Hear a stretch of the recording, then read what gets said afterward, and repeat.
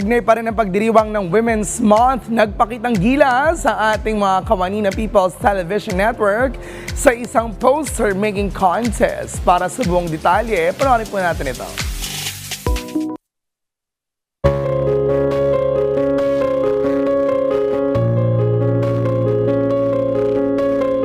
Ngayong buwan ng Marso, ipinagdiriwang natin ang National Women's Month, isang pagpupugay sa bawat kababaihan na patuloy na nagtataguyod at nagsisilbing haligi ng ating kinabukasan. Kaya naman hindi nagpahuli ang People's Television Network sa pagbibigay halaga sa kakayahan ng mga kababaihan. Kamakailan lamang ay isinagawa ang isang makulay na on-the-spot poster-making contest sa opisina ng PTV.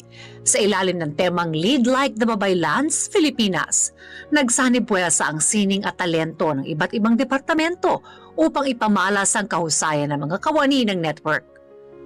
Sa pagdiriwang ng National Women's Month, ang People's Television Network kasama ang GFPS ay naglatag ng mga activity para ipagdiwang ang National Women's Month na may team na We for Gender Equality and Inclusive Society. So, ang unang activity natin ay itong ang poster making contest.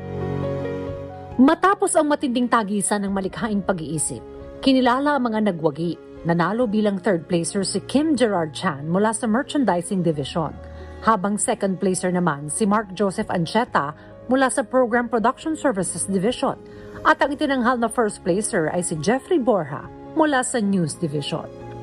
I'd like to share Proverbs chapter 31 verse 25. She is clothed with strength and dignity, and she laughs without fear of the future. Happy Women's Month. Cheers! Ang nasabing event ay hindi lamang isang simpleng tagisan ng galing sa pagdibuho. Ito ay isang maalab na mensahe na ang mga kababaihan, gaya ng ating mga naunang babaylan, ay may lakas at talinong manguna sa anumang larangan.